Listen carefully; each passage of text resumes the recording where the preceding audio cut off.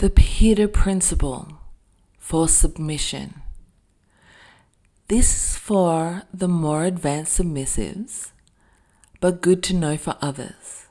You're listening to the Mistress Code. I'm RacyWilde.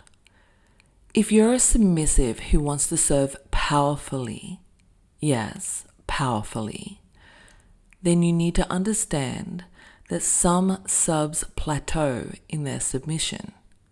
Why? Because they become too comfortable. In 1969, Dr. Lawrence J. Peter and Raymond Hull published a corporate theory known as the Peter principle. It suggested that in any hierarchical organization, individuals are promoted based on how well they perform their current role, not the next one. Over time, people continue to advance until they reach a position that exceeds their true capacity. Once there, they stagnate, not because they're lazy, but because they were never trained for that level. They were elevated on the assumption that past performance predicts future capability. The theory is about corporate dysfunction, but the same applies perfectly to submission. You may say you're experienced. You may say you've been trained.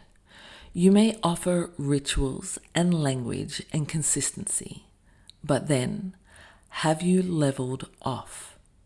Not because you're lazy, but because you assume that you've reached a standard that's enough. You've thought submission was a destination. This is what dominers like me see all the time. Submissives who are excellent at first, reliable, present, loyal, but eventually they reach their competence level and can't go further. They just don't have the skill set to progress beyond. So the same routines that once showed devotion begin to feel a little stale, predictable, not powerful. Some dominers want this. They want a submissive who hits a training target and stays there. No surprises, no growth, no shift in the balance. And if that's the kind of dominer you serve, your leveled submission might be exactly what pleases her. But some dominer build empires. I don't want submission that stays still. I want submission that scales. This means your submission can't just repeat protocol. It needs to adapt. It needs to grow in complexity, in precision, and in initiative. You need to understand not just what to do, but why.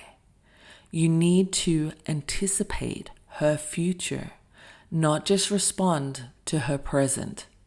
That doesn't mean you are dominating. It means you are learning how to lead your own submission. At the higher level of Femdom, a dominer doesn't want to micromanage your service. She wants to be met with competence, loyalty, and intelligence for you to already be moving toward her goals without waiting for direct orders. You're not serving by acting helpless. You're serving to become indispensable. If you're aiming to be chosen by a dominer who creates and expands, then your submission is not about reaching a level. It's about becoming more. The moment you start treating your current skill set as a finished product, you've disqualified yourself from serving powerfully. So what should you be doing? Evolve, educate yourself, ask questions that make you uncomfortable. Notice where you've become passive. Start acting with intention.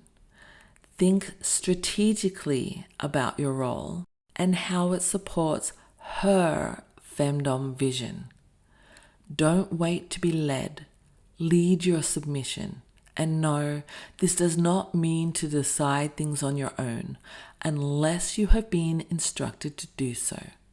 It means working within the container set by your Domina. It means learning to be attuned to her atmosphere and rhythms and style. Surpassing the Peter principle isn't about your performance history. It's about your potential to grow. If you want to be kept, make yourself essential. If you want to be claimed, rise above instruction and command. Show her you're not just obedient, but powerfully submissive. Become irreplaceable. Now, the power of the submissive is a concept from my philosophy that I don't generally discuss in public. It is mainly for those who have gone above and beyond the typical stages of submission.